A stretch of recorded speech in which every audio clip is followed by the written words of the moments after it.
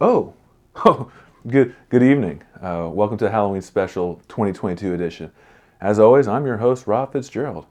I appreciate you coming in and checking on me. I know we're running a little bit late this year.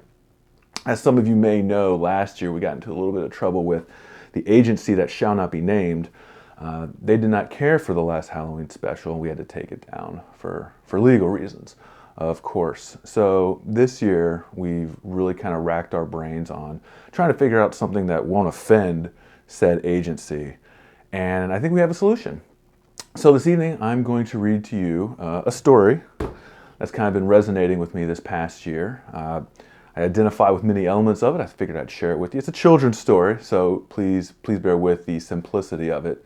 So also to make sure that I don't get in any sort of trouble with the agency, I made sure to have this story independently reviewed to make sure that it is not going to upset anybody. What's up, everybody? It's Randy Couture. Hey, I'd like to give an endorsement and big shout out to The Littlest Big Farm. It's a children's book by Jameson Thorsby and Ada Taylor. It's been illustrated by LNG. It's a cautionary tale of life and friendship on the farm, which is no way associated with the agency that shall not be named. I give it a 5 out of 5, and anybody who wants to disagree with me, I got a cage. Come on to Vegas and we'll settle it. Wishing you guys all the best. Back to you, Rob. Thanks for that, Randy. I appreciate it. And now, without further ado, I'll read to y'all The Littlest Big Farm. The Littlest Big Farm by Jameson Thorsby and Ada Taylor. Illustrated by LNG. Read by Rob Fitzgerald. Once upon a time, there was a little farm that sat on a hill surrounded by green, grassy fields. It had a yellow house, a red barn, and brown wooden fences for all the animals. It was a small farm, but very important to the community. The farm was run by a kind, friendly old farmer. She meant well, but was more focused on her farm business than taking care of the animals themselves. She liked that the animals were there so long as they did not cause any problems. Mornings on the farm would start early when the rooster would climb to the highest spot on the barn and would cry out, "Cock-a-doodle-doo!" On this particular morning, however, for reasons that will never fully be known, the rooster did not wake up the farm. Now, the old farmer had a very important business meeting she needed to attend at the bank that morning, and because the rooster did not wake her up, she overslept and was late to the meeting. The old farmer did not do a very good job at the meeting, and the overly important business people decided to sell her farm to a new owner. A few days later, the old farmer moved out of the house, and the new farmer, officially called the farmer, moved in. He was a heavy-set man with a jolly demeanor and a twinkle in his eye. The farmer immediately began to inspect all the animals very closely. The farmer would walk around to each animal pen and would write notes on a clipboard. The animals wondered what he was writing. A few days later, the farmer gathered all the animals together to make some announcements. Standing beside the horse, the farmer explained that the animals were very important to him and the farm. He also said that it was in the best interest of the entire community if the animals could do a good job. The farmer told the animals that in order to make the farm better, he would be purchasing new animals. The new animals would work together with the current animals for a while until the current animals could be sold to other farms or simply retire. The farmer emphasized this was definitely in the current animals' best interest. Life immediately began to improve for all the animals. The new animals the farmer promised began showing up, and while they were a bit bossy, work did get better. Food also got better. The animals were given all the food they wanted, and it tasted so good. The new animals did not eat that much, which was even better for the old animals. Everyone was so focused on the changes that nobody noticed when Rooster disappeared and was never heard from again. Now, not all the original animals were excited about the changes.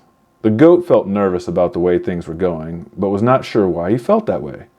He shared his feelings with his friend, the dog. The dog was wise and had lots of experience in farm life. He told the goat that he also had a very bad feeling about everything. Neither the goat nor the dog knew why they felt the way they did, but something deep down was bothering them. Things continued to change quickly around the farm. The new animals were doing more and more of the work, and so the original animals did less and less. The large quantities of food kept coming, so most of the original animals had never been happier. The goat was not happy. He watched as his co-workers were getting fat and lazy. The goat decided he would still work hard and eat only what he needed. Change was not always a good thing, though. The farmer unexpectedly announced that none of the original animals were to be sold, and instead they would have to stay at the farm. This felt especially strange because that same day a large truck came to the farm and took all the original cows away.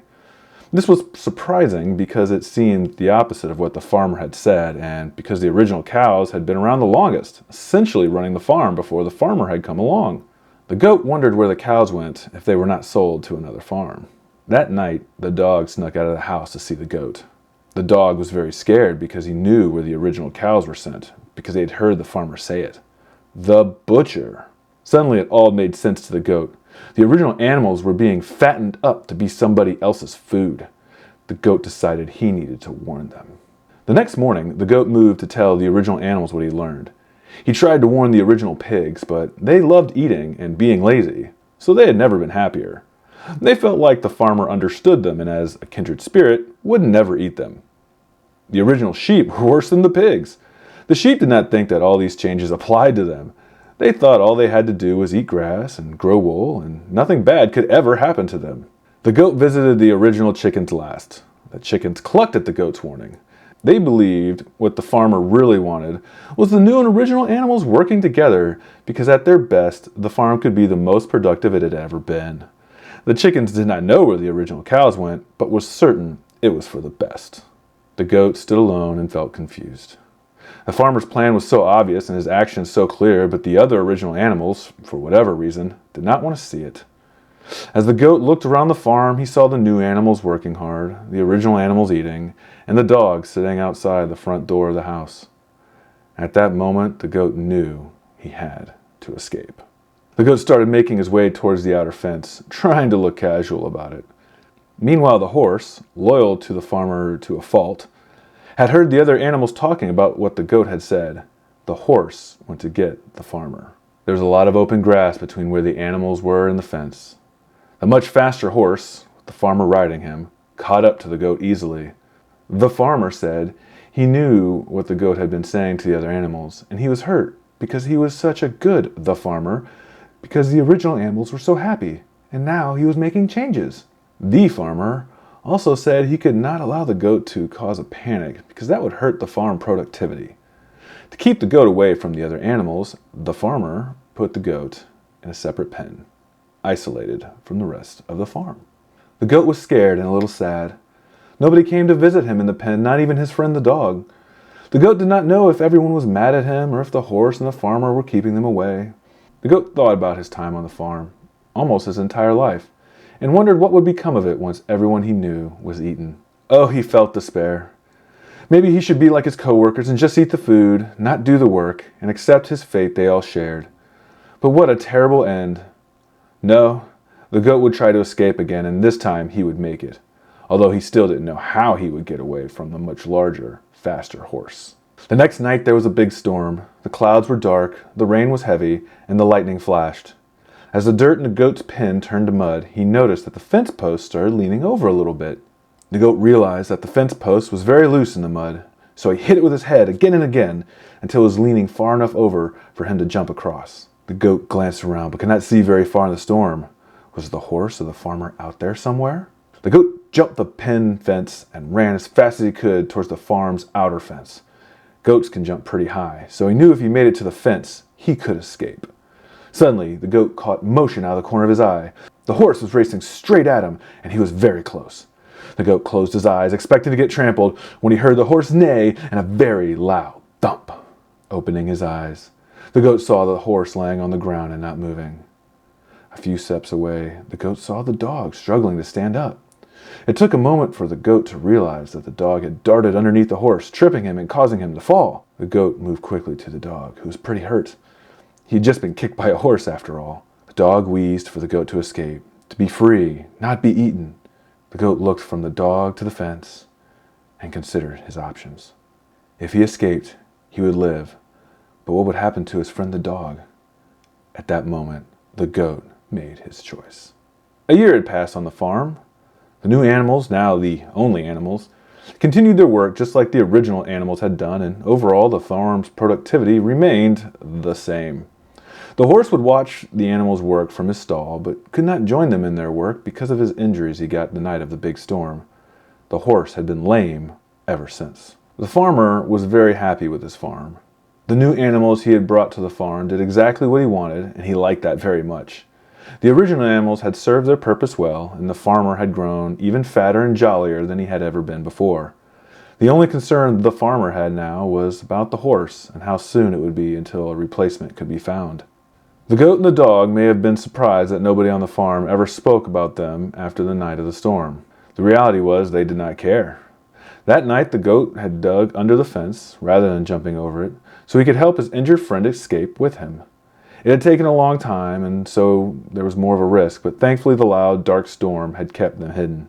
The goat and the dog traveled day and night through fields and woods to finally find a nice meadow to live in the rest of their days. The dog made a full recovery and was glad to finally be free of the farmer's commands. The goat, who had devoted his life to the farm, often reflected on its good times, and while he hated how things ended, was content that his overall time there was worthwhile. But the goat and the dog both would never forget how the failure of one stupid animal set events in motion that got all other animals replaced and ultimately sacrificed. The end.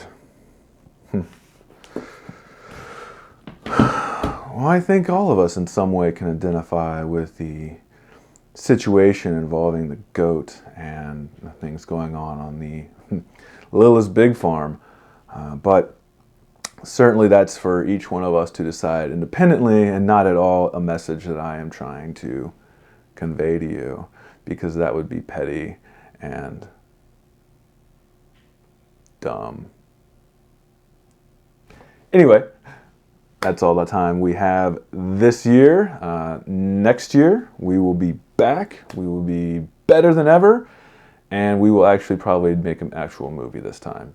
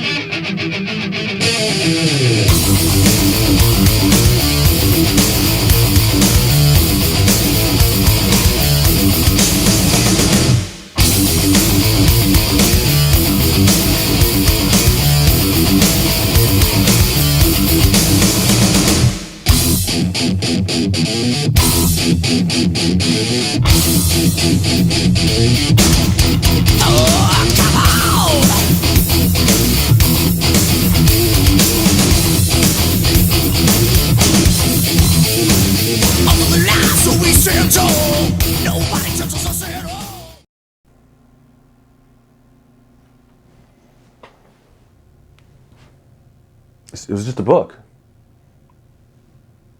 There's no bloopers. I just read it. That's it.